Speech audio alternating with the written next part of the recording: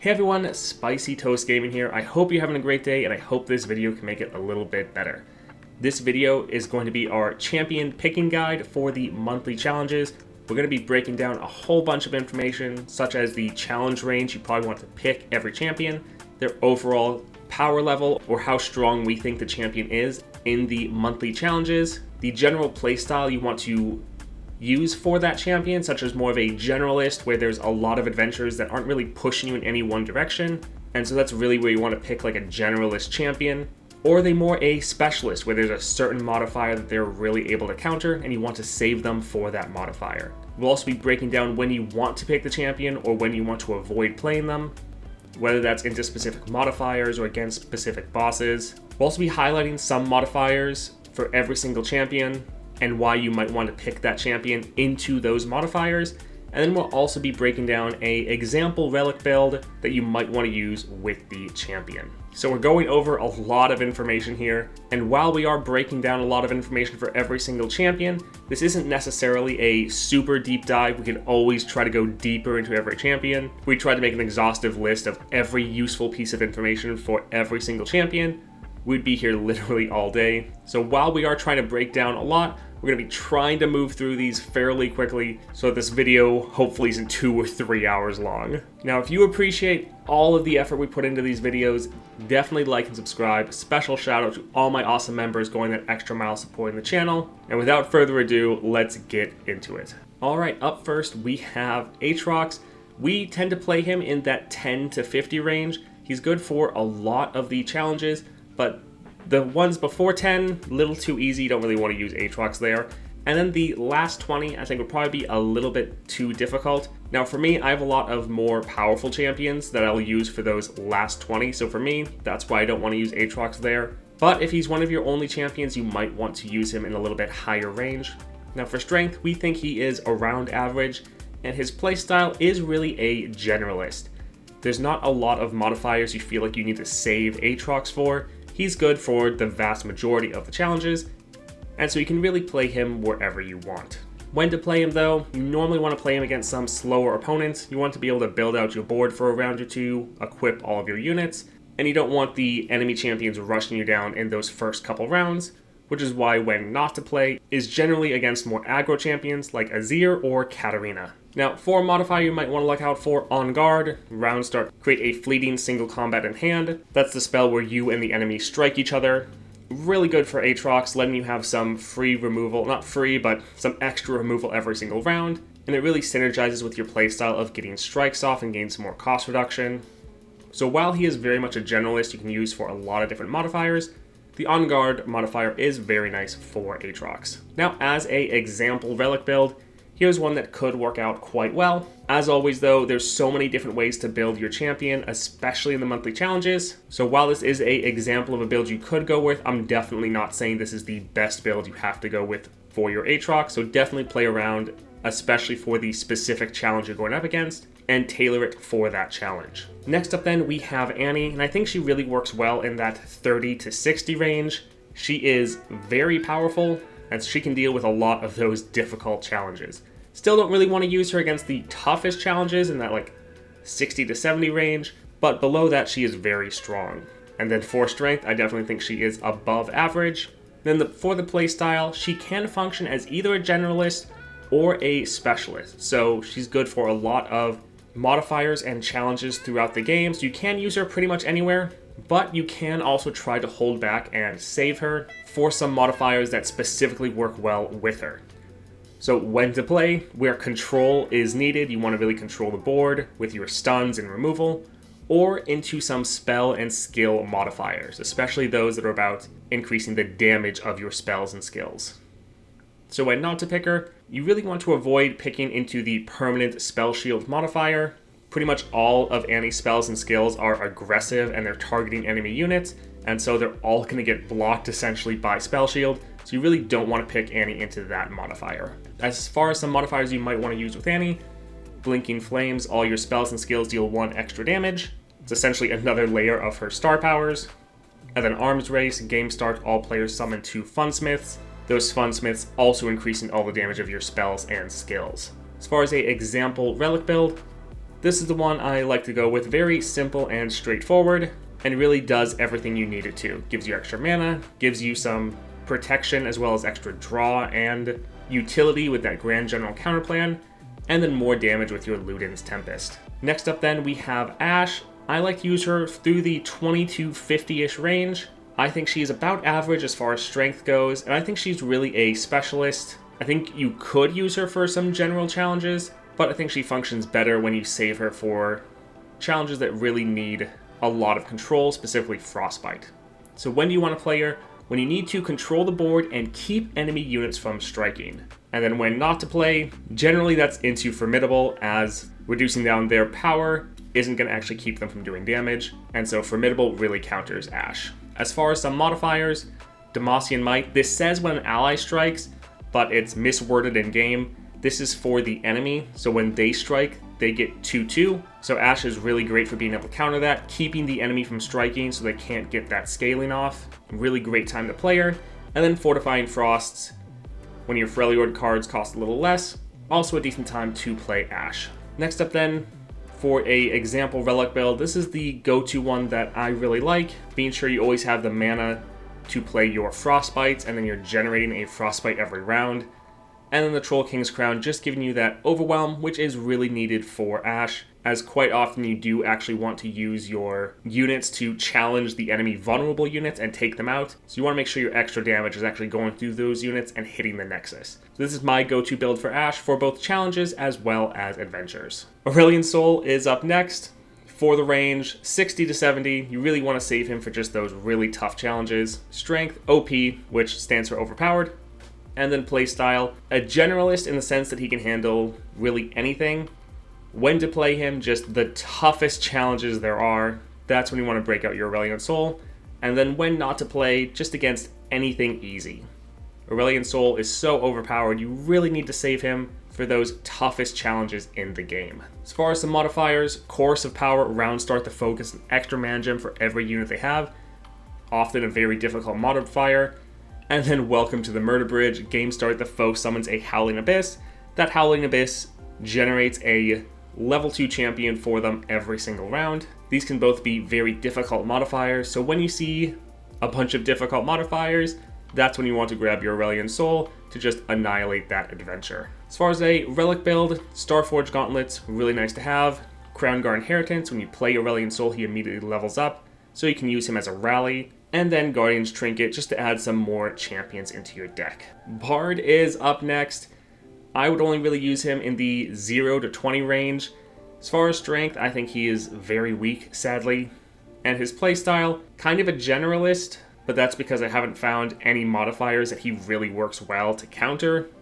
If you know some great times to play Bard, definitely let me know. I have not thought of any myself, and I've not seen anyone else talk about a really good place to play Bard. So when to play, pick into slow, easy challenges that will let you ramp up, and then when not to play, don't pick into aggressive champions that are going to rush you down, or really into anything difficult. As far as modifiers, I haven't actually tested these two on Bard, but for Bard with his star powers, when you play a unit that has buff stats, they get 2 keywords. So I think that since both of these are buffing up your units, then when you play them, they should always get those 2 extra keywords.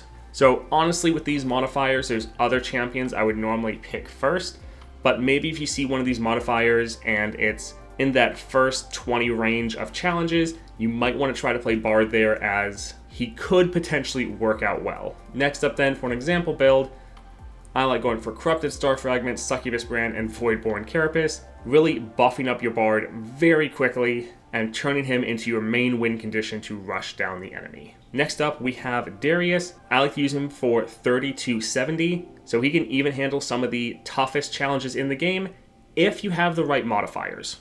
So him, I think his strength is above average, and for a playstyle, I really use him as a specialist. While I think he can be a fine generalist, I really like saving him for challenges and modifiers that really benefit his skill set. So when to play, pick into modifiers that encourage rushing down the enemy, or rushing the enemy down. And then when not to play, you don't want to pick him into CC modifiers or champions. You don't want your units getting stunned and not being able to actually attack, as that can really mess with your game plan and keep you from ending the game. As far as modifiers, these are some that are amazing. So buffing up your units and then also giving all of your units overwhelm with that unstoppable force. Either of these modifiers are very good for Darius. They let you trigger his second star power of attacking with over 15 power, so you get a rally off. And these just really let you rush down the enemy incredibly quickly. Darius is normally my #1 pick for unstoppable force, even though that modifier is really good for a lot of champions. So if you see one of these modifiers, especially Unstoppable Force, you pretty much always want to pick Darius, even if it's in some of the toughest challenges in the game. As far as an example relic build, I liked the Packed Powder and Scourge's stash. You could go with the double Scourge's stash if you didn't have Packed Powder, getting your Darius down to be much cheaper. And then the Crown Guard Inheritance to level up Rally. This lets you get your Darius on the board very early, and he can really help close out the game by rushing down the enemy and just getting some back-to-back rallies going. Diana is up next, and she is around 50 to 70 as far as range. Very powerful. You really want to use her for those toughest challenges. For the strength, overpowered. Playstyle, generalist and a specialist. So if you just have a very difficult challenge that you need to get annihilated, you can pretty much pick Diana there, and she will consistently obliterate that challenge for you. However, there are some modifiers that I specifically want to use Diana for, and so while she can function as a generalist, I normally will save her as a specialist for most monthly challenges. Now, when to play, pick into the Forest Workout modifier or the toughest challenges. And then when not to pick, don't pick into any early or easy challenges. Since she's so powerful, you just don't want to waste your runs on her early or just on something that you could have used a weaker champion for. As far as some modifiers, Combat Awareness and that Forest Workout. Both of these are really good for Diana, and both of these will almost guarantee you end the game in your very first attack. As far as a build, there's a lot of different ways you can build Diana. This is a good one if you're trying to end the game in the very first round, and this would be my go-to for the Forest Workout where all your strikes are doubled. But again, a lot of different ways to play Diana. Really tailor it for whatever the challenge you are facing is. Next up then, we have Ekko. I think as far as range, he's in the 0 to 40 category, so pretty wide range of challenges. As far as strength, I think he is generally below average, sadly. As far as a playstyle, you can use him either as a generalist or a specialist. There are some challenges that work really well for Ekko, but I'm not necessarily saving Ekko just for those challenges. If you see a challenge that just looks fairly easy, you can just throw Ekko in there and he'll be able to dominate that challenge for you. So when to play, pick in the challenges that benefit created cards or are against some slower opponents. With Ekko, you like to be able to build out your board a little bit for a round or two. And then when not to play, don't pick into aggressive champs or ones that counter spells. With Ekko, you do have a lot of spells, so he can work for a lot of the spells-based modifiers, but you generally don't want to pick him into any challenges that are trying to punish you for casting spells. As far as some modifiers, Breakthrough Research, just having some nice cost reduction every round would be very nice. And then Trick of the Light, game start, the foe summons a Mirror Mage. However, there's one where it's the common version of this power where both you and the enemy summon a Mirror Mage. That Mirror Mage copies all created cards, so when you're able to benefit from that as Ekko, that can be very strong for you. As far as an example build, this is one that I like running with. Works out pretty well and gives you a very aggressive Ekko. Again though, a lot of different ways you're able to build him. Alright, next up we have Elder Dragon. So for the range, I did 0 to 70. For strength, I said overpowered. That has a bit of the caveat that that is just for the challenges you want to play him in. For playstyle, he is very much a specialist. So when to play, save for the lucky number modifier. I think Elder Dragon is by far the best champion to pick into that modifier. And so you really just want to save him for that modifier and just play him there. When not to play, pretty much any challenge that doesn't have that modifier. Normally, at least for the past couple months, they've used that modifier 3 or more times, and so you definitely had chances to play your Elder Dragon just against that modifier. I think last month they had it 4 times or 4 challenges with that modifier. So let's go see what that modifier is. When the player draws a card, set its cost to 3. The reason this is so good with Elder Dragon is you'll draw a card. If it was a card that had a base cost of 6 or higher, first its cost gets set to 3 from this power, but then you get 2 cost reduction because of your star powers, so it goes down to a 1 cost. So any of your cards, including Elder Dragon, that cost 6 or more, now cost 1, which is just absolutely insane. So you can just play these massive units every single round just for 1 mana, and you just dominate the board, and it is so much fun. Definitely save Elder Dragon for that modifier. Now, for my build with Elder Dragon, went a little bit crazy. He works very well for all of the different epic relics, and so for him, like to just go for a full epic relic build. Obviously, this isn't really needed. Also, you could swap out the Disciple of Shadows for the Found Fortune, also another great epic relic. So this is my build that I go with him, but if you don't have these epic relics, definitely understand. Use whatever epic relics you do have. Maybe throw on a Troll King's Crown just to make sure all your units have that overwhelm, or like a Blade Rack to make sure everyone has Challenger. Those can also help out quite a lot. Next up then we have Elise. So as far as range, I think she's really good for the 30 to 60 range. She is quite powerful, but you normally don't want to use her maybe for some of those like very end game challenges in the 60 to 70 range. Normally you probably want to use some other more powerful. For her strength though, I think she's definitely above average. Pretty close to that OP level, but not quite, I wouldn't say, but definitely close. For her playstyle, she is a good generalist. You can use her for a lot of different challenges, and so when to play into modifiers where you need to end the game very quickly. So if you see a challenge you think is going to be really annoying and difficult, especially the longer the game goes on, such as like Welcome to the Murder Bridge, where the enemy is just getting more value every single round, like, okay, I want to end this pretty quickly, but I don't want to use some of my like really OP champions, Elise is a great option there.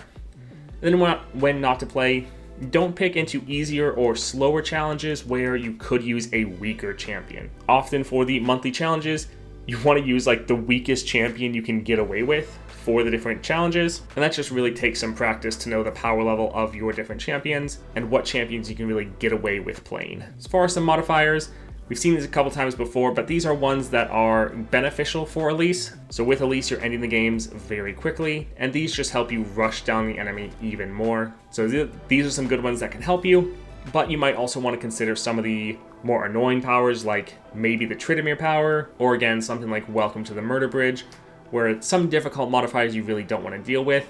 You just want to end the adventure very quickly. As far as an example build, this is one I really like to go with Spirit of the Buru. It gives all your Spiderlings those 3 keywords. They also start off with Tough. Then you're also giving them all Challenger and Fearsome when you attack, as well as Evolve. And because of all these keywords, you then trigger the Evolve, giving them even more stats. Really fun build, really great for just rushing down the enemy incredibly quickly. Next up, we have Evelynn. I like to use her for the 40 to 70 range. And I think she is overpowered with the one caveat that you have to actually draw her. So it can be a little frustrating because if you don't draw her, you will probably lose the game. As far as her playstyle, pretty generalist of a champion. She works into almost any modifier. So when to play, any difficult challenges that give you a round or 2 to develop. So while she is very powerful, she can get rushed down early. Now once Evelynn's on the board, you're just going to completely dominate and the enemy's not really going to get to play anymore. So you just have to survive a couple rounds, but you do have to survive those rounds. So when not to play, don't pick into any modifiers with a lot of aggression or high amounts of removal, such as like Ezreal. You don't want him killing all your husks in your first couple rounds and making it impossible for your Evelynn to level up. As far as some modifiers, again, we've seen these a couple times, but really good for being able to rush down your opponents, especially good for Evelynn because those stats then go on your husks. And then when you play another unit and they consume those husks, they get all those extra stats in addition to the stats they already get from the powers. So you can kind of double dip into these modifiers. And so really any stats that are buffing up your units are great for Evelynn, but she is a generalist, so the modifiers don't matter as much for her. So you don't have to see these modifiers and be like, oh, I need to play Evelynn. But if you see these, they can help her out. Next up then, for an example relic build, this is pretty much the go-to Evelynn relic build, where it just has all the level up relics. Since you can level up with her like every round, these can trigger every round, and you're just able to control the board and rush down the enemy very quickly. Next up then, Garen. So I have Garen at more of the 10 to 40 range. I think his strength is about average, and he really is a generalist champion. There's not a lot of modifiers that are really pushing you towards Garen, but there's not that are really pushing you away. So any challenges that aren't pushing you in any direction, feel free to pick Garen there. He is a solid champion. So pick into any challenge where you can get ahead early. Garen, very similar to like Kayn or Aatrox, is kind of a win more champion. If you can start building out your board and getting ahead early, then you're just unstoppable throughout the entire game.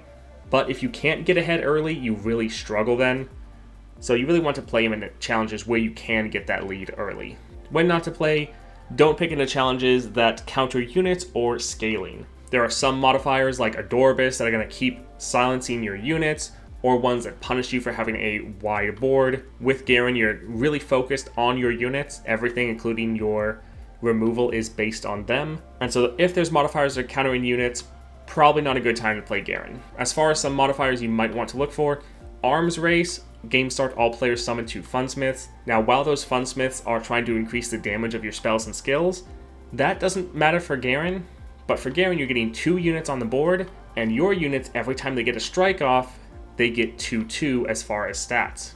So you're able to just outscale the enemy's Funsmiths, and you're just getting essentially 2 free units. Anytime there's that sort of mirror matchup where you and the enemy are both getting units, Garen is a great option there because he can just make his units scale much faster and further than the enemy is going to be able to. Dutiful Service. Each round you first Demacia card costs 1 less.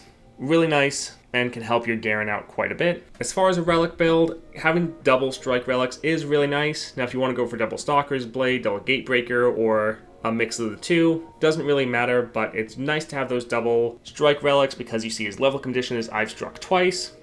So you can immediately level him up as soon as you play him. Now the Beast Within or Troll King's Crown is great for that overwhelm, but you could also go for Crown Guard Inheritance to play him, get 2 strikes off, rally, and then just try to rush the enemy down. Next up then we have Gnar.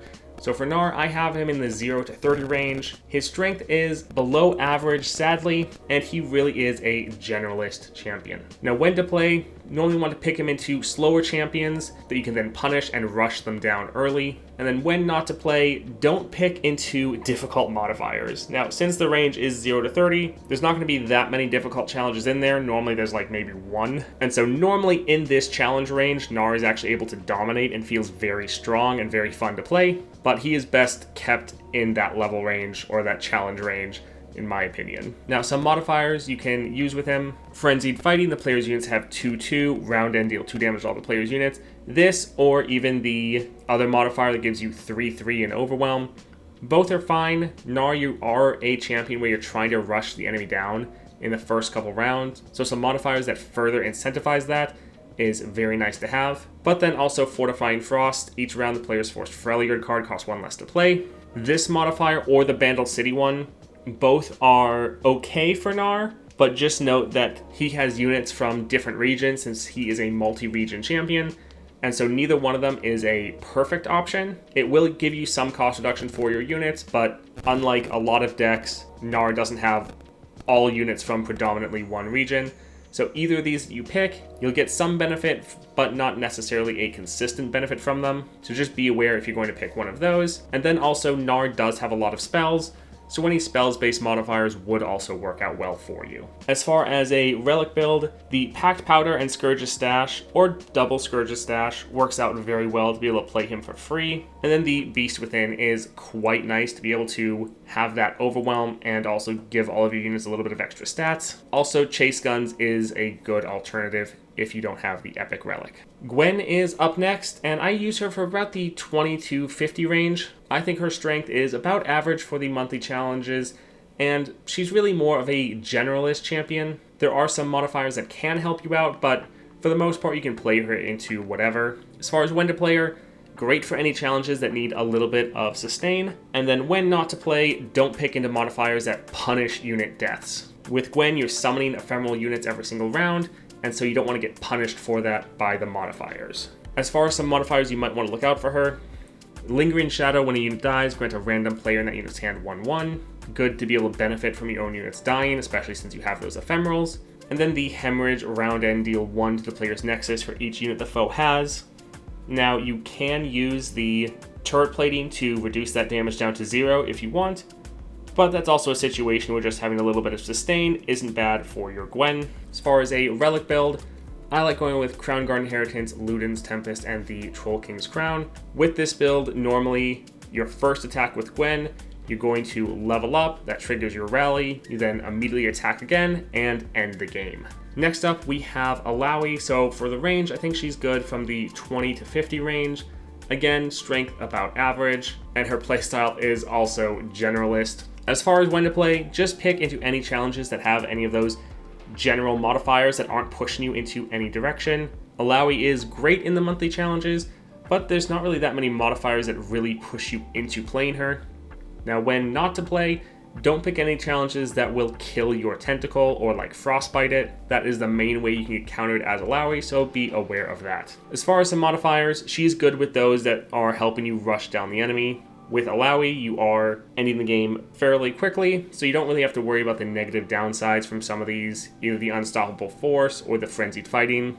They just help you end the round a little bit quicker. And then Salty Dogs is also quite nice for Illaoi, letting you get a little bit of cost reduction every round, so you can then further focus on rushing down the enemy. But again, she's a very general champion, and not one that you necessarily need to see a modifier and be like, oh, I need to pick Illaoi for that. You'll just see a challenge, see that it's not really pushing you in any direction, and be like, yeah, sure, I'll play Illaoi there. As far as a relic build, this one is pretty fun, letting you start out with an extra mana, and you still have that Crown Guard Inheritance, so very similar to Gwen.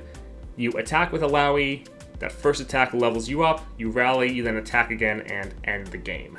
Now, Spirit of the Buru, that epic relic also works out quite well if you have that available. Jack is up next. As far as range, we think he sits in the like 20 to 50 range. His strength is about average, and the playstyle is mostly generalist, but there can be some modifiers where you do specifically want to choose Jack, so he can function also as a specialist for you. So when to play, pick when you need to ping the enemy board with damage, so hit the enemy board, the entire board with like 1 damage. Jack is great at that. And then when not to play, don't pick into modifiers that punish wounded units, specifically your own wounded units, such as like Swain. He'll deal 3 damage to all your wounded units at the end of the round. As far as the modifiers, Mercy Killing, kill all damaged units. So this one can be a little tough for Jack, as sometimes you want to damage your own units, but he's really good at hitting the entire enemy board with damage, and then they can all die at the end of the round because of that Mercy Killings. Same with Mortal Marks. When any player summons unit, set its health to 1. With Jack, even though your own units will be weak, you can very consistently just kill the entire enemy board because you're able to do a lot of effects that hit the entire enemy board for that 1 damage. As far as a build, this is one I tried out not that long ago and was pretty fun, so Chosen of the Stars and then double Berserker's Buckle. However, with Jack, you can also go for a strike build with some like Stalker's Blade or Gatebreaker. A lot of different ways you're able to play him. Janna is up next, and she's about 10 to 40. I think her strength is a little bit below average, although again, I think it's pretty close. I feel like you could easily argue that she would be at least average, so it's really close to that line, but we decided to put her below average. As far as playstyle, she is a little bit more of a specialist. So when to play, pick into any modifiers with some cost reduction, or spells-based modifiers. Both of those work out very well for Janna, and you normally only want to pick her into those modifiers. Since she is a little bit below average in our opinion, you do want to save her for challenges that really fit her playstyle. So when not to play, don't pick into the challenges with those permanent spell shields or increased card costs. Either of those can really counter you. So for some modifiers, Breakthrough Research, this is amazing for Janna. Her whole kit is based around cost reduction, so getting free cost reduction every single round is absolutely amazing for you. While of course this is good for every Piltover and Zon champion, it's especially good for your Janna. Next up then, the Price of Progress. The player spells cost 2 less and their units cost 1 more. This one can be a little dicey since there is some amount of increased cost there, so you really need to leverage your spells and get their cost reduction going. And then from that, you're able to leverage some more cost reduction onto your other units as well. As far as a build, I like going again with the Packed Powder and Scourge's Stash. Being able to play her for 0 and get her on the board right away is incredibly powerful. Also, that's then some more cost reduction for you, triggering all of your star powers. And then the Found Fortune, draw the highest cost card that costs less than my base cost, granted an epic item and reduce its cost to 0. So really, it's that last part of reducing its cost to 0. So you can play your Janna for 0 mana, Then when you play her, she draws another card you can play for 0 mana. So just benefiting from all that cost reduction, triggering all of your star powers is really beneficial, and this makes Janna much more powerful. Next up, we have Jax, and he works with a range of 40 to 70, and we think he is overpowered. As far as a playstyle, he kind of fits both into the generalist and specialist. He does work for pretty much any general challenge, and he'll work to obliterate them for you if you need that. But he can also work as a specialist in the same way as Diana. So pick into Forest Workout or challenges you need to rush down. And then when not to play, don't pick into easy challenges. He's one of the most powerful champions in the game. You don't want to waste him on anything easy. Now for those modifiers, same as Diana, the Combat Awareness and the Forest Workout. Both of these are very strong and will enable your Jax to end the game round 1, or at least in their very first attack. As far as an example build, this one works out quite well, especially for that Forest Workout modifier, where every time you strike you're doubling your power. This one is great for that. Next up we have Jhin, and we like him for around that 20 to 50 range, and we think his strength is around average, and he really has a generalist playstyle. You can really pick him into any challenges and be fine. Yes, there's challenges that definitely work out better for him or are more suited to his playstyle, but he really can function as a generalist that you just pick into almost anything. Now, when to play, pick into challenges that require either control, so controlling the board, and challenges that have spell and skill modifiers. Now, when not to play, don't pick into permanent spell shield or aggressive champions. So with Jhin, you normally need about a round or two to try to get some units on the board and get set up. So you don't really want enemies trying to rush you down in that first round or two if you can help it. Then also Jhin has a lot of offensive spells and skills that target enemy units, and so if they have that permanent spell shield, you really don't want to pick them into that. So for modifiers, Blinking Flames, all your spells and skills deal 1 extra damage, very good for your Jhin. And then Arms Race, you summon those 2 Fundsmiths that also increase the damage of your spells and skills, so both these modifiers can really help you out. As far as an example relic build, this is one that can be quite fun. So those cannon barrages, those count as skills, and so those going off will trigger your star powers, give you massive scaling, normally level up your Jhin, which will let you rally and often just end the game. If you don't have double Riptide Battery, you can slot one of them out or change one of them out for Yasuo's Tempest Blade, where level up you stun all enemies. That also would work out quite well. Next up, we have Jinx, and we like to save her for the 50 to 70 range, and she's obviously overpowered and really functions as a generalist. You can throw her into any challenge and she'll just dominate. So when to play, just play into the toughest challenges possible, especially the ones that you might need a little bit of removal for. And then when not to play, just don't waste her on easy challenges. Pretty much with all the overpowered champions, you just want to be sure you're not using them against something that's too easy that you could use a weaker champion for. You don't want to get to those last 10 to 20 challenges and have run out of your OP champions. As far as some modifiers, after image, round start the foe revives an ephemeral copy of the strongest dead follower, so the enemy is just getting free value every single round and a lot of it. Same with Welcome to the Murder Bridge. The enemy summons a Howling Abyss, they get free level 2 champions that they can play every round. Both of these can be very difficult, so when you see these types of modifiers, just being like, okay, want to break out an OP champion, and so you grab your Jinx. As far as a build for her, I again like the Packed Powder and Scourge of Stash, being able to play her for free, and then the Loose Cannon's Payload. When you summon her, she discards her entire hand, which then levels her up, and then creates that many Pow Pows in hand, which is very strong, cheap removal spell. So from that point, if she hasn't already won the game, she's just going to dominate the entire board. Kai'Sa is up next, and as far as range, we think she's really into like 0 to 30 range, sadly. As far as strength, we think she's on the weaker end. And for playstyle, she's a generalist in the sense that there's not a lot of challenges that push you into playing her. That being said, haven't really found many good times to play her, sadly. So when to play, just pick into the easiest challenges. We don't think she's that good of a champion for the monthly challenges, so she's really one you want to just get your runs out early with her. Then when not to play, don't play her into anything difficult. Unfortunately, we don't think she'll be able to measure up. For modifiers, Vestige of Helia, all spells cost 1 less, all units have spell shield. Now, when we've been talking about the permanent spell shield, this is the one we're talking about. That effect of all units have spell shield, that is a constant, so if you hit a unit and you try to get rid of the spell shield, the spell shield just comes back immediately, so it's essentially permanent. You can't get rid of it. Now that spell shield, since it's a keyword that can work for your Kai'Sa, giving you one more towards your evolution. Although, to be honest, normally for the Vestige of Helia, I would pick more of a spells-based champion, but it's a time where you could try to play your Kai'Sa. Dune Striders, though, each round the player's first Shurima card costs 1 less to play. Great time to try to bring out your Kai'Sa and try to get some runs done with her early if possible. As far as a example build, we like going with the Blade Rack and the Troll King's Crown. While the Challenger and Overwhelm are strong effects, the main reason is just giving all your units 2 keywords to trigger the evolve, but also trigger your star powers that buff up your units if they have 3 or more keywords. And then the Luden's Tempest doubles the damage of your skill that you play when you attack, so that also works out quite well.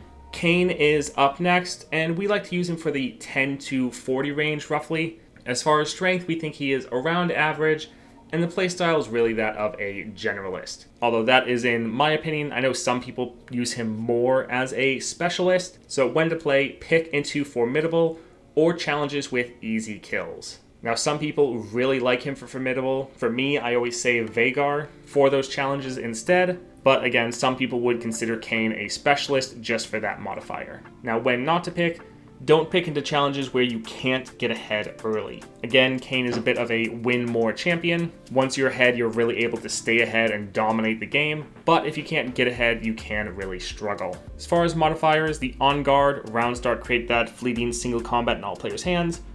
Really good for your Kayn, really helps you with removal. With Kayn, all of his units scale up from getting kills, and so having some removal that will let your units get kills is very strong.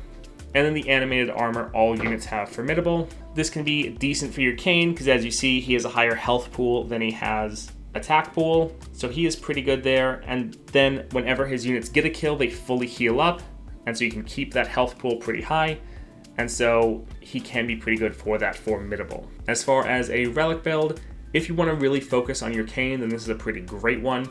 You can get him to hit the board early.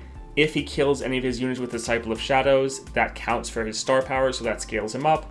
The double Stalker's Blade lets you level him up right away, and then get a couple kills, further increasing his scaling.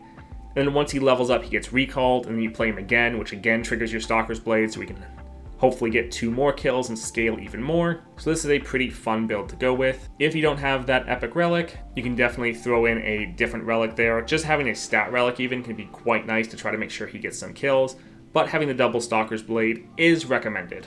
Kindred is up next, and we like to use them generally for the 0 to 40 range.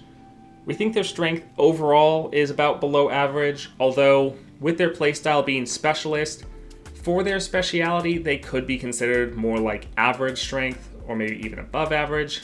When to play, you want to save for challenges that you need massive amounts of removal. So either the enemy has a very wide board and you really need to get rid of those units, or the enemy has like Tridamir's power where the first time they die essentially doesn't count, and so you need to kill units twice.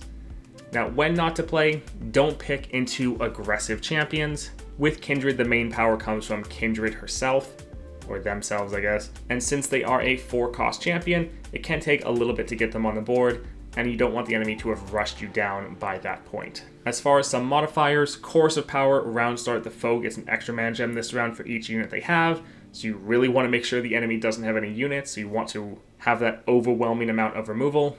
And then also Undying Rage. Each round, the first time the foe's units would die, grant them Tough, Overwhelm, and Fearsome instead. So essentially, the first time you would kill a unit, it's mitigated, or the first time that round anyways. So you need enough removal to actually get through that first kill, and then kill them again, essentially. As far as the relic build, this is a great one for Kindred.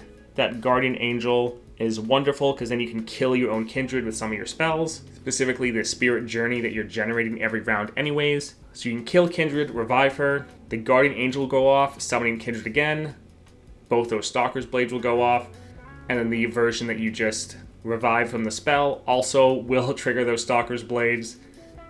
So with this setup, you just have crazy amounts of removal, and it can be pretty clutch for some of those difficult challenges. Next up then, we have Leblanc. We like her for the range of about 50 to 70, and the strength is OP, overpowered, definitely. and the playstyle is generalist. You can throw her into whatever challenge and she's just going to absolutely annihilate. So when to play, pick into the toughest challenges. Doesn't really matter what the challenge is, she will be able to destroy it in just about every situation. When not to play, again, just don't waste on easy challenges. You really want to be careful when you're playing her and make sure it's actually worth it and there's not some weaker champion that could also clear that challenge. Now, as far as modifiers, Chorus of Power and Welcome to the Murder Bridge. We've talked about both these before, well, several times before, honestly. But they're both really difficult modifiers that can make the game very difficult for you.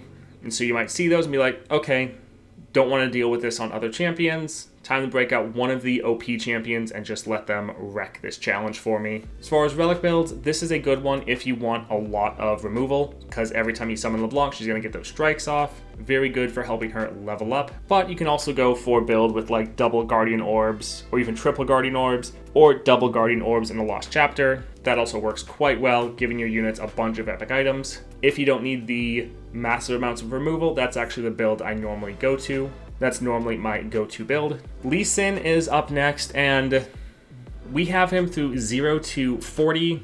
We think he is weak, very weak, but he is a specialist, so he can be okay, but only into specific modifiers. So when to play, pick into spells-based modifiers or ones that trigger Chem Tech round 1. Now, when not to play, don't play him at anything difficult. He's really not a great champion and really struggles with consistency. So yes, there might be a run where he's able to absolutely annihilate, but again, consistency is his biggest problem. As far as modifiers, Embrace the Current. When the player plays a spell, they refill 1 spell mana. Lee Sin, one of his biggest problems is not having enough mana, and you have a lot of spells to play, so getting that refund so you can keep trying to play more spells is quite nice. And then Guided Meditation, all players start with 10 mana gems. Really good for your Lee Sin. Letting you play Chemtech on him and have that being able to trigger round 1 is amazing. Guided Meditation is the main place that if I see that, Lee Sin is one of the champions I'll consider playing with it. As far as a relic build, Chemtech Duplicator, Troll King's Crown, and Hymn of Valor. This is pretty good. Having Overwhelm on your Lee Sin essentially doubles his damage if he's leveled up. And then Hymn of Valor with Chemtech Duplicator can give your Lee Sin just a massive amount of stats to let him one-shot the enemy nexus. This is generally my go-to build if I'm playing Lee Sin into Karma with that 10 starting mana. Leona is up next. Generally use her in the range of 20 to 50. She's about average, and for the playstyle, again, really a generalist. There's not a lot of challenges that are really pushing you towards playing Leona, but overall just solid champion. When to play, really any challenges that let you develop your board. Again, you don't want to get rushed down on Leona. She can be a little bit slow to get going at times, and so if there's a challenge where you think you can have a turn or two where the enemy is not going to be super aggressive, that's a good time to play Leona. When not to play, don't play into those aggressive champions. Again, you don't want to get rushed down early before you can really develop and start scaling up your board. For some modifiers, Mortal Marks when any player summons a unit set its health to 1. Not bad with Leona, she has pretty good board-wide scaling, so even though your units start at 1 health, you're still able to scale up your units fairly well. That being said, make sure you don't have this into an enemy unit that's going to immediately kill your units, like Ezreal, otherwise, yeah, you're going to have some problems. And then Celestial Guidance, Leona is really my go-to whenever I see this. Getting that cost reduction for Targon every round, Leona is the perfect option there. Your other Targon decks are all kind of too powerful, but if I see Celestial Guidance in the lower half of challenges, Leona is then my go-to. You don't really want to use Celestial Guidance with the other Targon champions because normally you need to save them for something more difficult. As far as a relic build, this is one that I really like to go with. There is a epic relic, Oath of the Guardians, I think it's called, that I hear works really well with Leona, so if you have that, you probably want to test that out. I don't have that one yet, but I have heard good things. But this is one that I really like. Since you play Leona at 5 mana, that Chemtech activates the next round, and normally from there you're able to get massive scaling for all your units and really control the board with just an overwhelming amount of stuns. Lux is up next, again, going in that about 20 to 50 range. We think she is about average, or above average, and really is a generalist champion. Yes, normally you're saving her for some spells-based modifiers, but there's so many spell-based modifiers in the game, and you don't necessarily need to pick her into one of those spell-based modifiers, but there's enough of them that normally you can pick your Lux into them if you want. So when to play into any spells-based modifiers and any slower champions or slower challenges. When not to play, don't play into aggressive champions. Again, with Lux, you want to be able to develop your board for a couple rounds, and so you don't want to pick into a champion such as like Katarina or Azir that's really going to rush you down very quickly and punish you for your slightly slower gameplay. As far as modifiers, the Vestige of Helia, all spells cost 1 less and all units have Spell Shield. For Lux, your spells, for the most part, aren't damaging other units. Like, you do have your final sparks you're generating, but outside of that, your spells are just generating new units and generating new rallies. And so your units having that permanent spell shield is actually fine, and then just making all spells cost 1 less is also decent for you. Arcane Emission, game start, all players start with 3 spell mana. Pretty nice for Lux, especially because you can then refill that spell mana with your star powers. So this just lets you play some of your stronger spells right away. As far as a example relic build, really good with the Starforge Gauntlets. She's honestly one of the best that you have to pair Starforge plus Luminous Orb to get that Titanic value.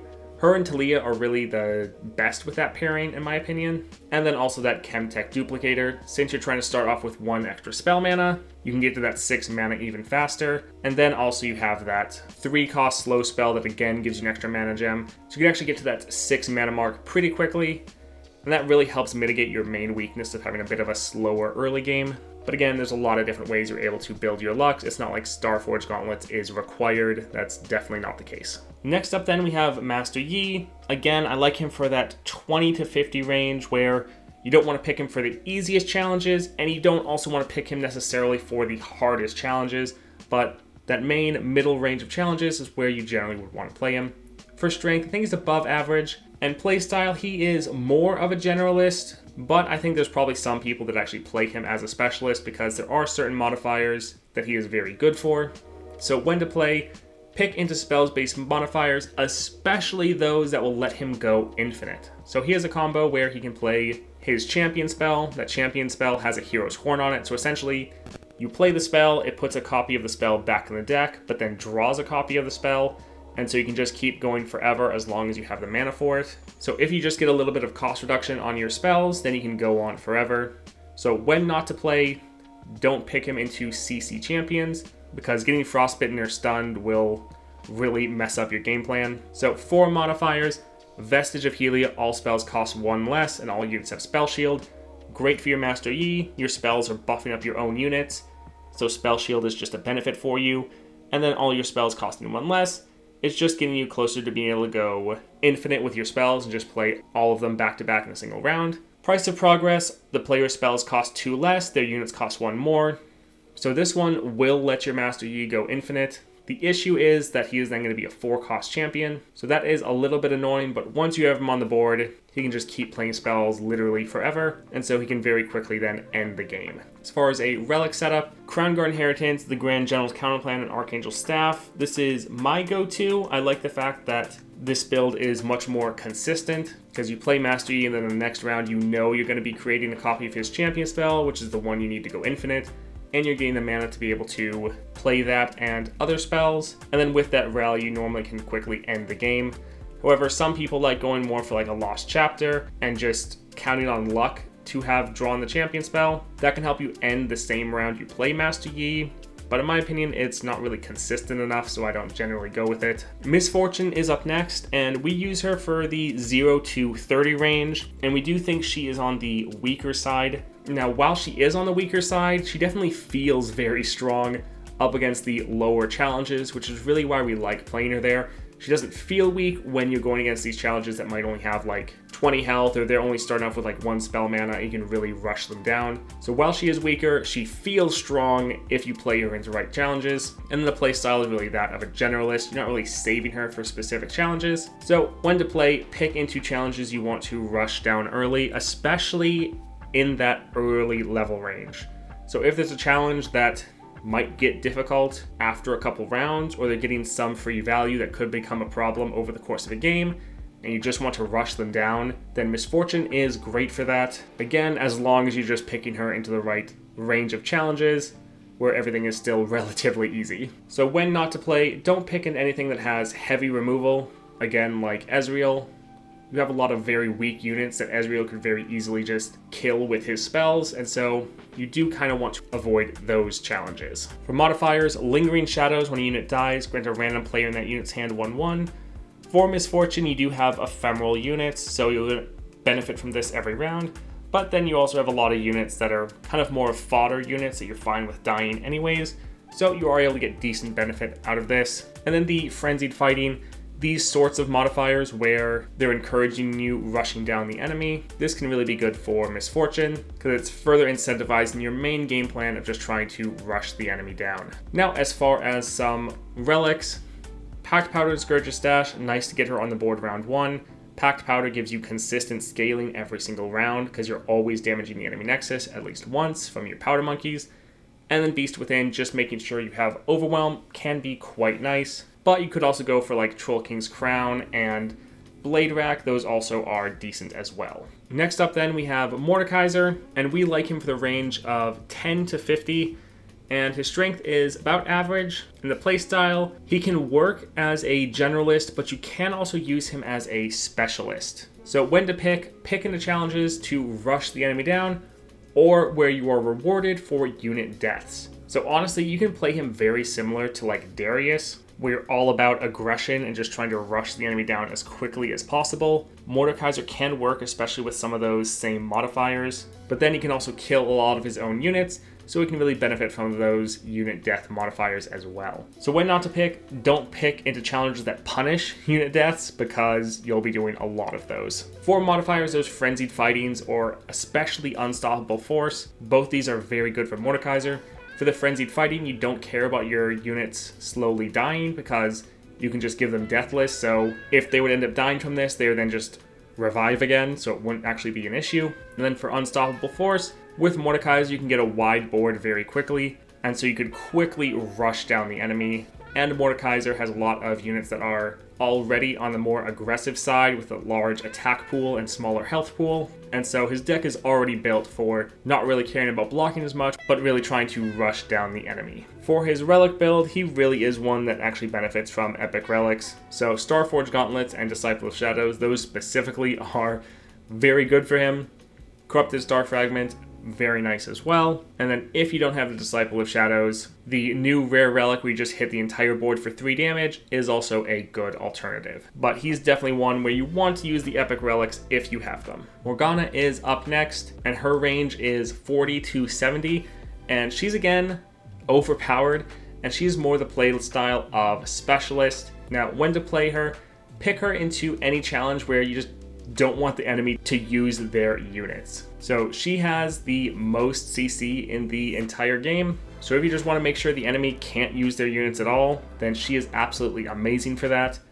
Now, when not to play, don't pick into spell-based champions, specifically Ezreal, because for one, Morgana is very good at punishing units, but if the champion deck is built around spells, then you can't punish that as much. But then also Ezreal specifically, he has some ridiculous cost reduction where like all of his spells cost 1. That includes your curses. So even if your curse should cost like 13 mana, because of his star powers, it's able to go down to 1 mana. And so that really does counter you. Now for modifiers, Vestige of Helia, all spells cost 1 less. All units have Spell Shield. This is actually a really cool part of Morgana. Her curses go through Spell Shield. So when she targets an enemy, she curses them. That curse creates a spell in the enemy hand that they have to spend mana to get rid of that curse. Otherwise, their unit is immobile. They can't block or attack with it. So it's essentially a more powerful version of CC than just a Frostbite or a Stun. And now while your spell will actually get blocked by Spell Shield, the curse will still go through. And so even if the entire enemy board has Spell Shield, you can still curse them and keep them from actually moving. So Vestige of Helia, or just enemies that have Spell Shield anyways, are ones that Morgana can actually counter, so that's always something to keep in mind. Noxian Might each round the first time the foe summons a unit granted 4 power and overwhelm. This can be a pretty deadly modifier, and one where you don't want the enemy to be able to play or attack with their units, and so you can just work on making sure they're all locked up, and so even if they have big scary attack pools and overwhelm, doesn't actually matter because they can't actually use those units. Here is a build I like to go with. The Packed Powder is fun, giving you a little bit of cost reduction when you play your Morgana earlier. Also gives you a good amount of scaling because you normally damage the enemy nexus at least once per round. And then the Archangel Staff and Ground General's counterplan, making sure you have enough mana and always having a spell to play just to lock up the enemy. Some people like going with Chemtech. I don't think it's really necessary, but that is one thing a lot of people do like. And while I enjoy the Packed Powder, I don't think it's necessary by any means. Alright, Nami is up next, and we like her for the 40 to 60 range, so a lot of those really tough challenges.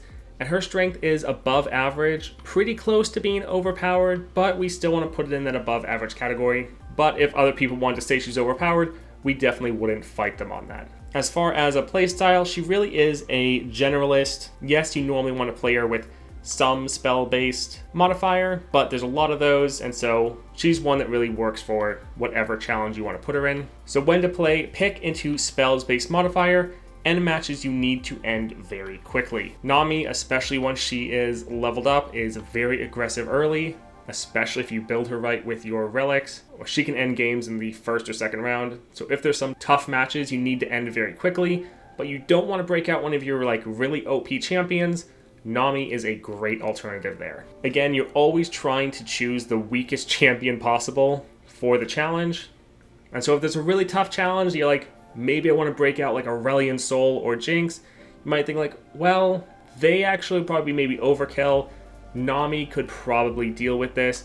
And so again, you're trying to use a champion that, while still strong, is a better alternative for that challenge, so you're still saving some of your more OP champions for later. Then when not to play, just really don't pick into any easy challenges. Again, since she's so powerful, you really just don't want to waste her early. For some modifiers, repetition when any player plays a spell, copy it with the same target.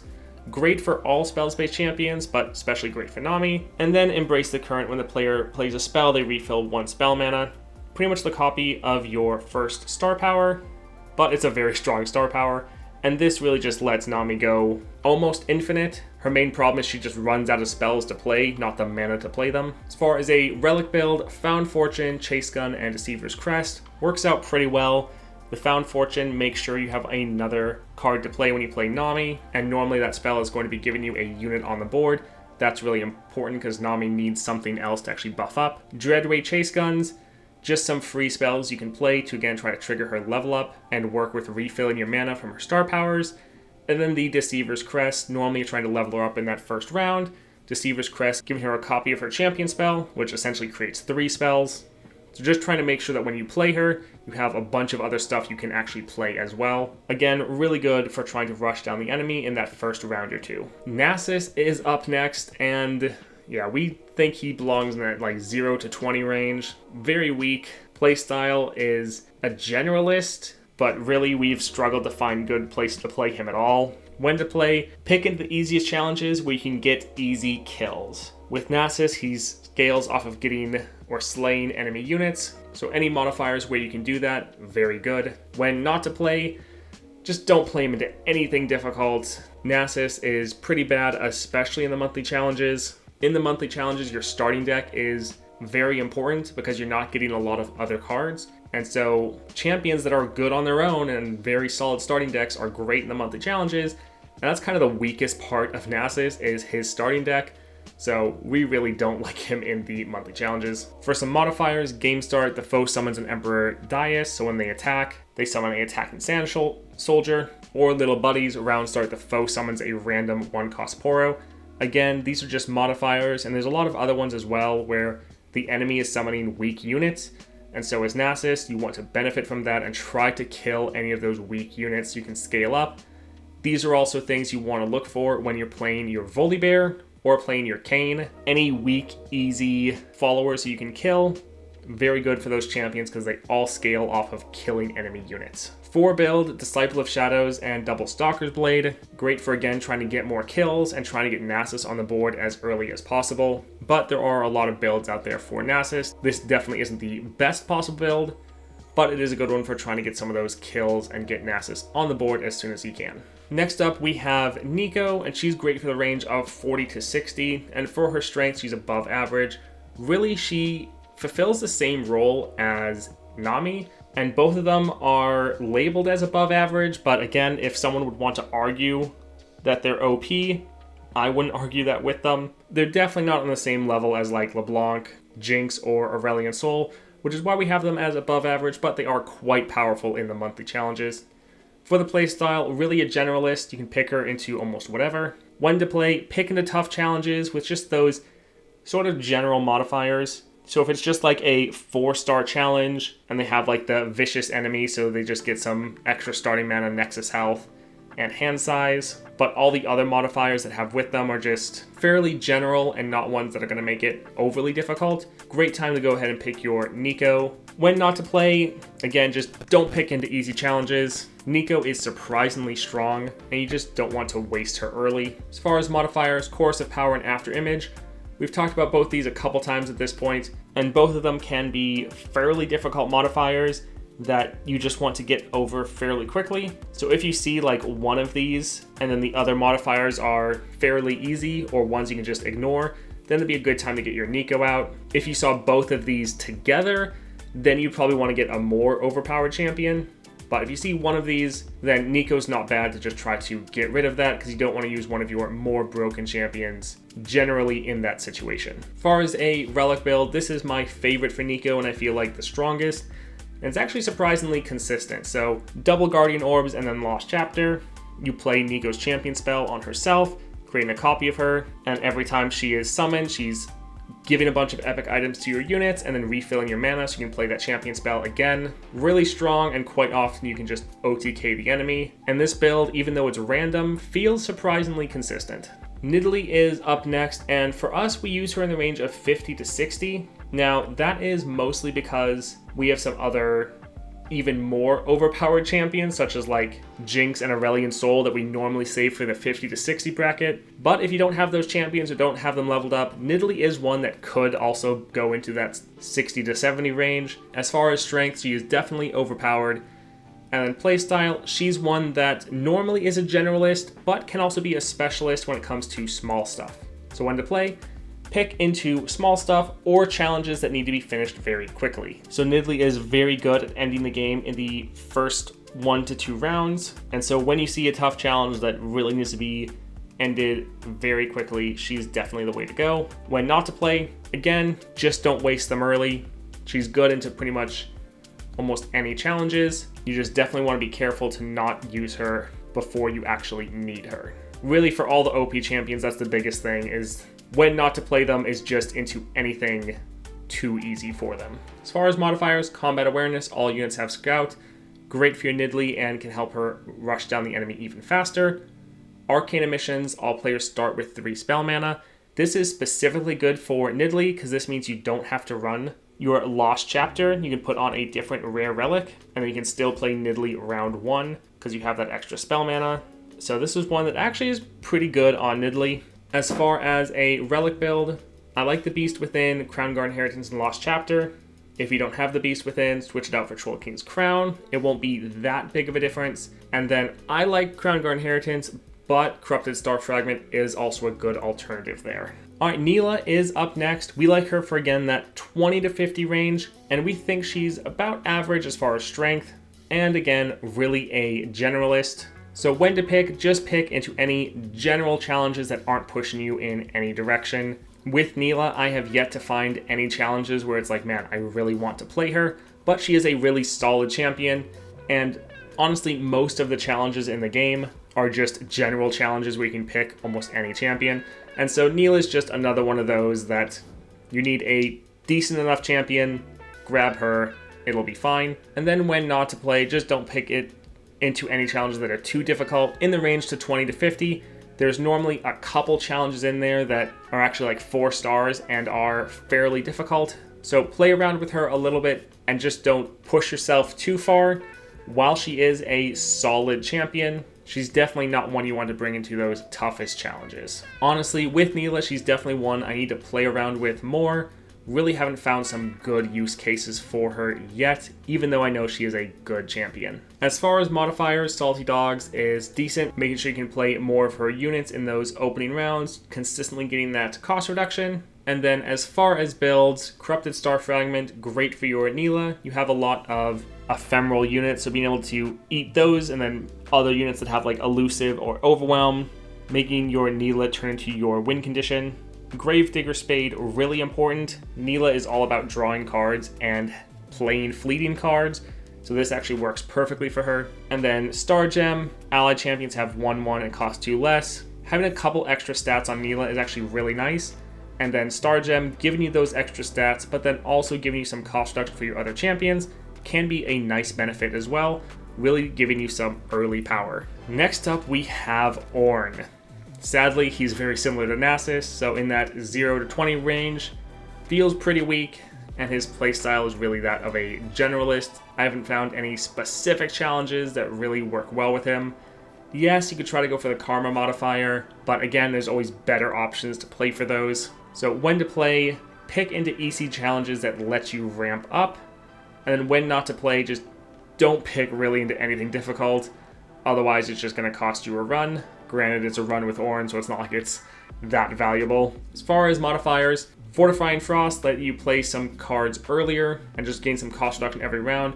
Really good for your Ornn as he really struggles with that. And then Savage Mysticism, again, kind of helping you in the same way.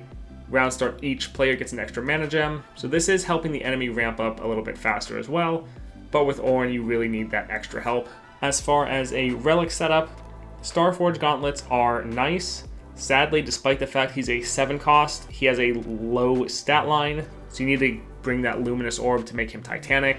The Corrupted Star Fragment though, great option, lets you consume your Ram that you summon once you level up, which essentially doubles your stats and gives you Overwhelm. Alright, Pyke is up next, and he's an interesting one. We like him from 0 to 50, and his strength really is around that average amount, and his playstyle is more of a generalist. So when to play, just pick into those more general challenges where it's not pushing you in any one necessary direction, which again is most of the challenges in the game. And then when not to play, don't pick into challenges with a lot of removal. As Pyke, you really do rely on your units, so making sure they don't get all killed off very quickly is actually pretty important. That is a bit of a counter to you. Now for modifiers, the Frenzied Fight and Unstoppable Force. With Pyke, your units are very powerful and you are trying to end the game and put the pressure on early, so making your units even powerful will really help you out. And then for a build, we like the Packed Powder and the Scourge's Stash. Again, giving you some more scaling. You're trying to attack and damage the enemy nexus every round, so getting some of that extra scaling from Packed Powder is nice. And then we also really like the Beast Within, great for Pyke, and makes him feel much more powerful. Now this is actually going to be the first month that we have this build set up. So in previous months, we were having to go with different builds with him when he was still feeling a lot weaker. So our rating for him might shift this coming up month because he might just feel far more powerful. But that's why for right now, he's still rated on the lower side since we have him 0 to 50, but that could change in the future. Next up, we have Samira.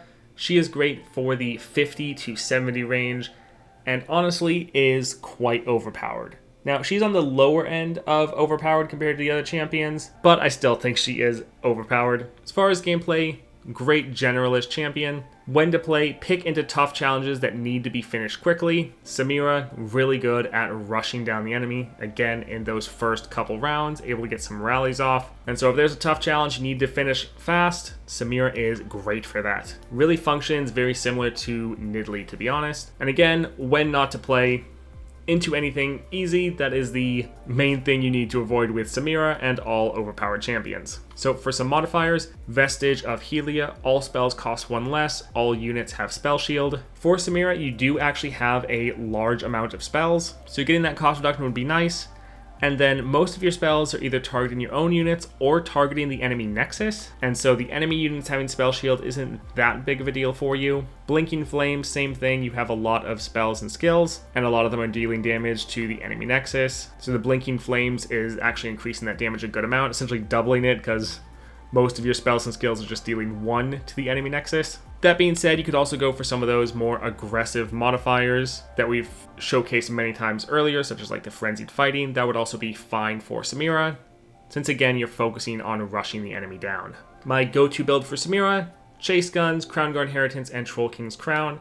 Again, really trying to put the pressure on early, trying to just level up Samira, get those rallies going, and with that Overwhelm, making sure you're always punching through and damaging the Nexus. Sett is up next. We generally use him in the 0 to 40 range, and he is about below average. For his playstyle, you can play him as more of a generalist. He's a fine champion, especially in the level range we have him in, or challenge range.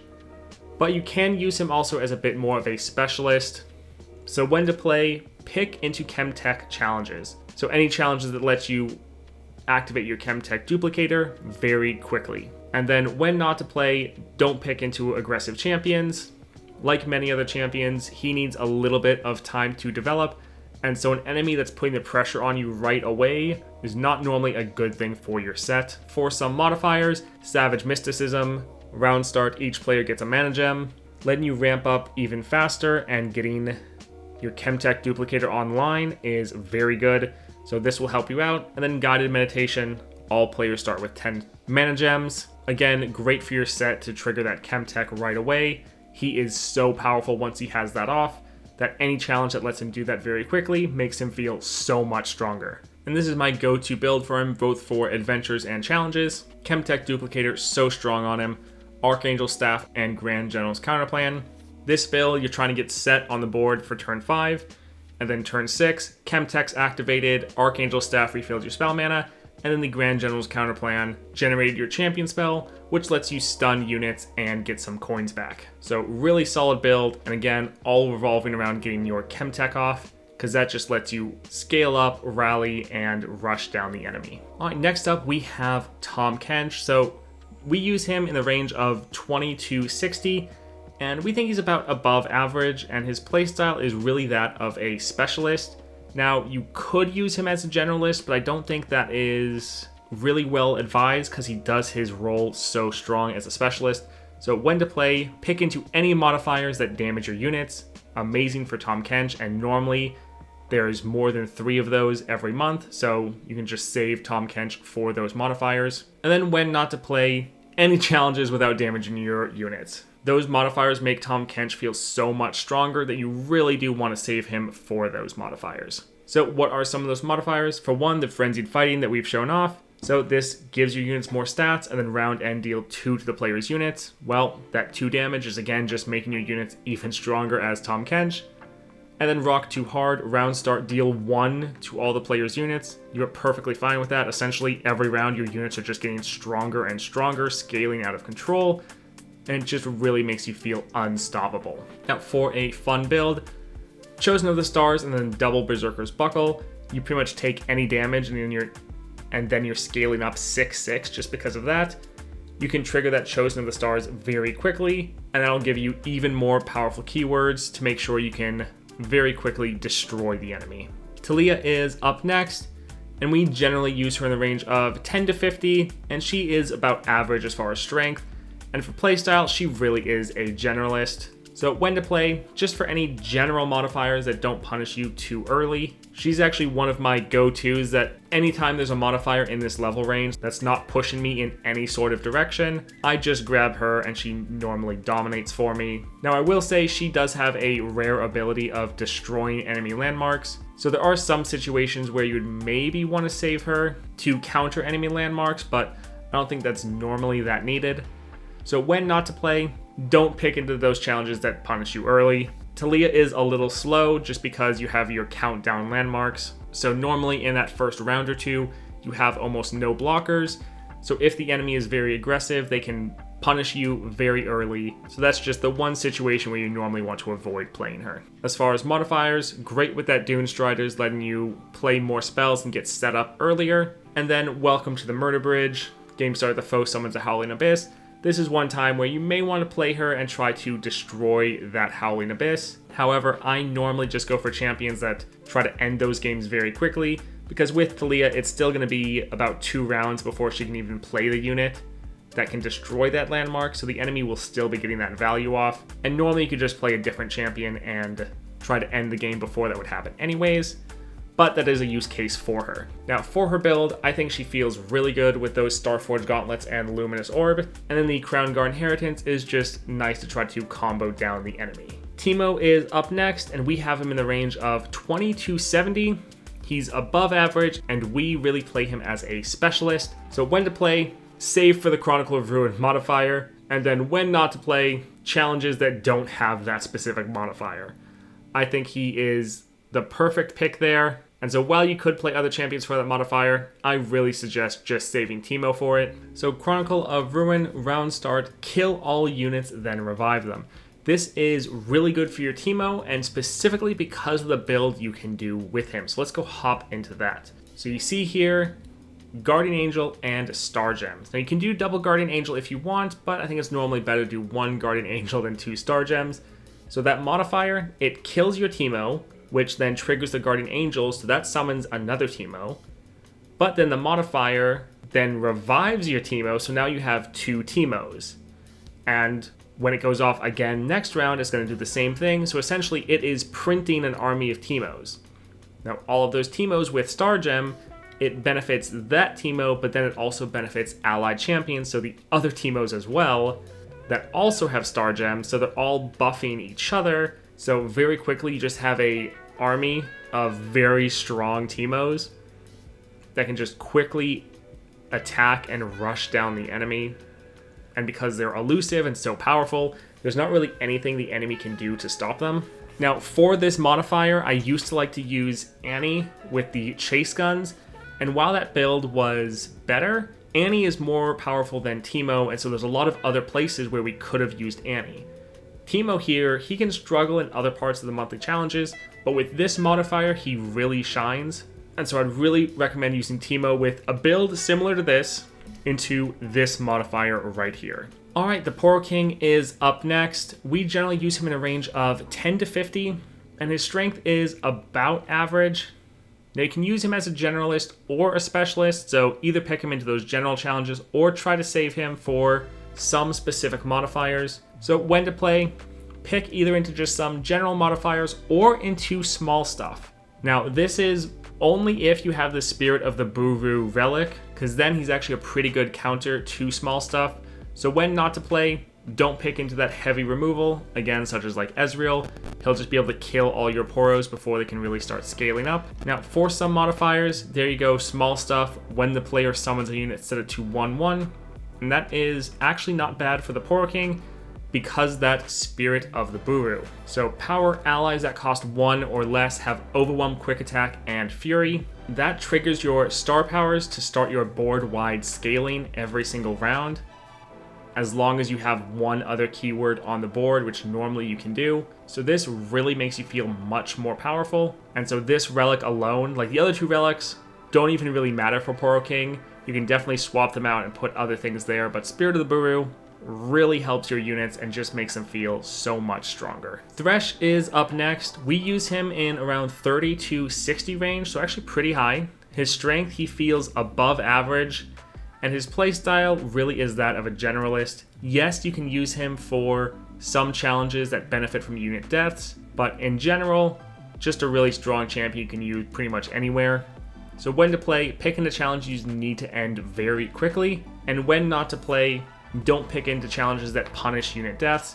There's a couple of those, and since you're killing a lot of your own units, you would get countered pretty heavily there. For some modifiers, Dying Laughing, all players summon a 0/10 Phantom Prankster. That Phantom Prankster deals 1 damage to the enemy nexus every time a unit dies, and so since you're killing a whole bunch of units, you're definitely able to benefit from that. Lingering Shadows, when a unit dies, grant a random unit in that player's hand 1/1. Again, you're killing a whole bunch of units, especially your own, and so you can trigger this and benefit from it quite well. For a setup, going with the Disciple of Shadows, really strong relic for your Thresh. You can consistently build out your board with 3 units round 1, play Thresh round 2, he'll kill all of them, and then he'll make a husk for each of them because of the Succubus brand. 1/1, when I kill a unit, summon a random husk. So then if you play 1 more unit that round, it will consume all 3 of those husks, then leveling up your Thresh, spending your very first attack. You're able to also summon your support champion. This is what makes Thresh so strong and able to put on so much pressure early. And then the Corrupted Star Fragment, again, letting you kill a unit, get those keywords and stats onto Thresh, benefit from the Succubus brand to kill another unit, and then triggering all of those powers that benefit from unit deaths. So Thresh, very powerful and absolutely great after those buffs and with the addition of the epic relics. Varus is up next. Very general champion, like him in the 20 to 50 range. Strength really feels around average. And when to play, just play into any spells-based modifiers. There's tons of those, so you won't have much difficulty finding the place to play him. When not to play, just don't play into any challenges that counter spells, so whether they have fleeting denies that they get every round, or ones that are increasing the cost of your spells. So some good modifiers: Embrace the Current. When you play a spell, they refill 1 spell mana. For Varus, you have a whole bunch of spells, so getting some mana refunded is great. Vestige of Helia, all spells cost 1 less, all units have Spell Shield. For Varus, most of your spells are buffing up your own units. There are some that you have that are aggressive, so this would slightly counter that. But again, just making all your spells cost less would be great. And then your units having permanent Spell Shield is also pretty good. As far as a relic setup, this is generally my go-to build for Varus. Very consistent, lets you double his stats and quickly end the game. Next up, we have Vayne. She is generally used between 20 and 50. A solid champion on the higher end of average, but we'd still list her as average, and really does have a generalist playstyle. Great to play into challenges with the Demacian cost reduction, because being able to play Vayne round 1 for 2 mana is actually quite strong. So she's normally my go-to pick when you see that modifier. And then when not to play, don't play into challenges that have a lot of enemy removal, because as Vayne you really are focused on your units, and so if the enemy can just take out your units or even just have a lot of crowd control, that really is an issue for you. For modifiers, Adorabus, round start, transform the player's strongest follower into a 1/1 squirrel and silence it this round. Vayne is actually pretty good into this because you can have her be your main win condition, and since Adorabus just hits followers, it won't hit your Vayne, and so she's a pretty good pickup there. Also, Dutiful Service, this is the Demacian cost reduction. Really good for Vayne, letting you play her round 1. Great pickup whenever you see that. And then for relic builds, this is one I've been trying out recently and does work out quite nice. Again, a lot of different ways you can build your Vayne. This is just the one I've been going with recently. Next up, we have Veigar. I really like him for the 20 to 70 range, and his strength is above average, and he really fulfills a specialist role. So when to play, pick into Formidable. I think he is by far the best option for Formidable. Or modifiers that need consistent removal. So when not to play, don't waste him on general spells-based modifiers. So for Veigar, he doesn't really care about cost reduction because his darkness spells, at least the ones that he generates every round, are free. So if you see modifiers that are like reducing your spell costs or giving you mana back, that doesn't really matter for Veigar. So yeah, there's a lot of spells-based modifiers you just don't need to play him on. And you don't want to waste your runs with him because he's really good for those formidable opponents. Or he really counters some tough champions, such as like Katarina. He can just immediately kill her when they play her. So that is quite nice. For some modifiers, Repetition. When any player plays a spell, copy with the same targets. Great for your Veigar. Copying all your darknesses is amazing.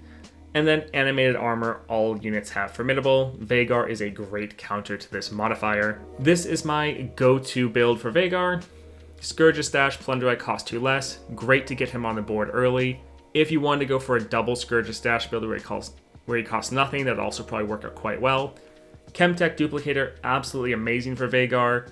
Normally this triggers and then you immediately end the game because all your darkness spells are getting doubled. And then Luden's Tempest, all your spells and skills deal 1 extra damage. Great to increase the damage of those darkness spells. This just helps you level up and end the game even faster. Vi is up next, and we generally use her in the range of 0 to 40, and her strength is about average. For her playstyle, she really is a generalist, and she's one of the champions I really like to use to dominate early. Within the level or challenge range that we play her, she just feels so powerful.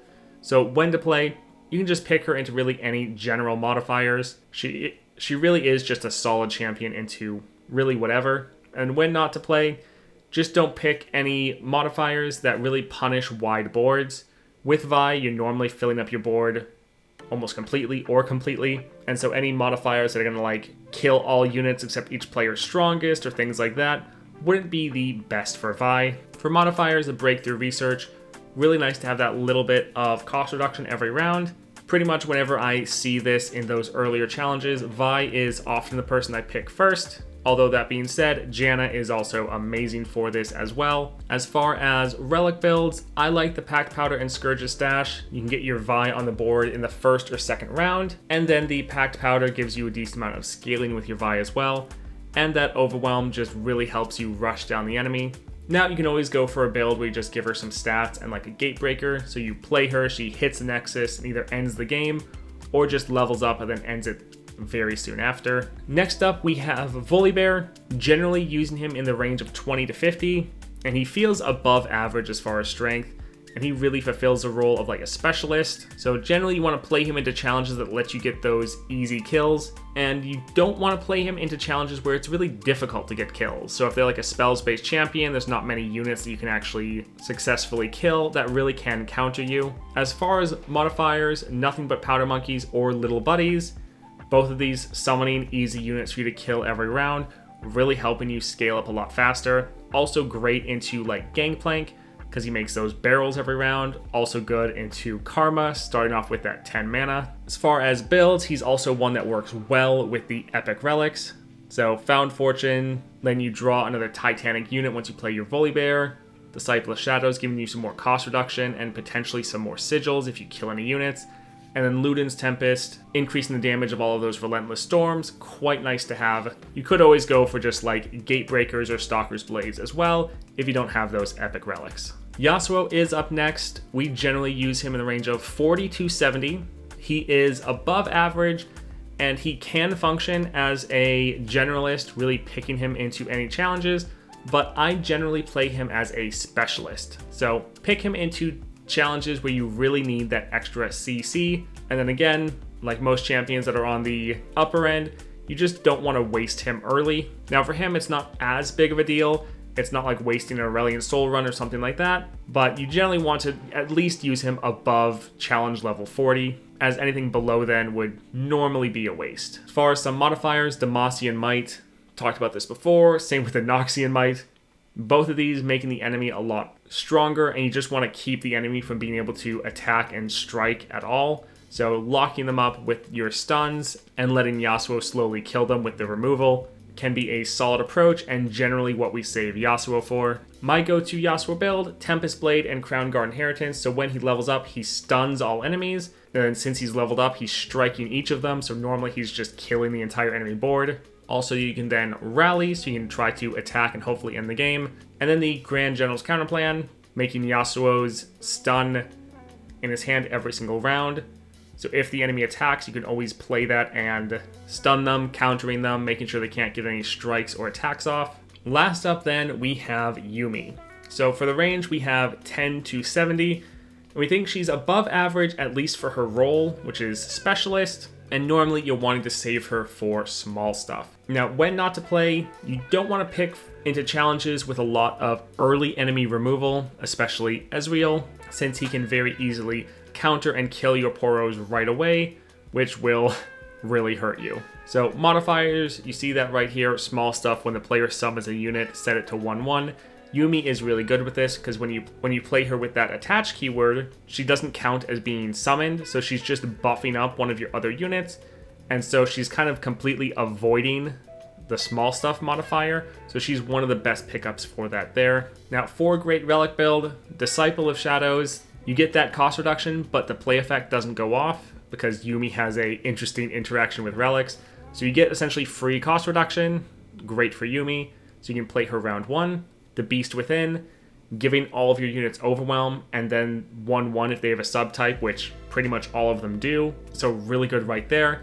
And then Gale Force, give whatever unit you attach to Scout, and then the second effect is again just ignored, that doesn't go off, so the unit doesn't get recalled. So really awesome build there for Yuumi. Alright, that is it for our monthly challenge champion picking guide. Special shout out to my Discord. I was able to get some suggestions and feedback on this video and some different tips on when to play certain champions, what modifiers they're good with or what they counter with. So special shout out to the guys over there. If you want to join that Discord, there's a link to it down below. With some of these bigger videos, I will be again asking for some feedback and suggestions just to make sure I don't overlook anything. I hope this video helped you out. I will be updating this in the future. Seems like every monthly challenge I learn just a little bit more, and so Not sure if I'll update this every month, but probably every couple months I'll update this, giving some more information for all the different champions. I really hope this helped you out. If it did, definitely like and subscribe. It took a long time to make this video.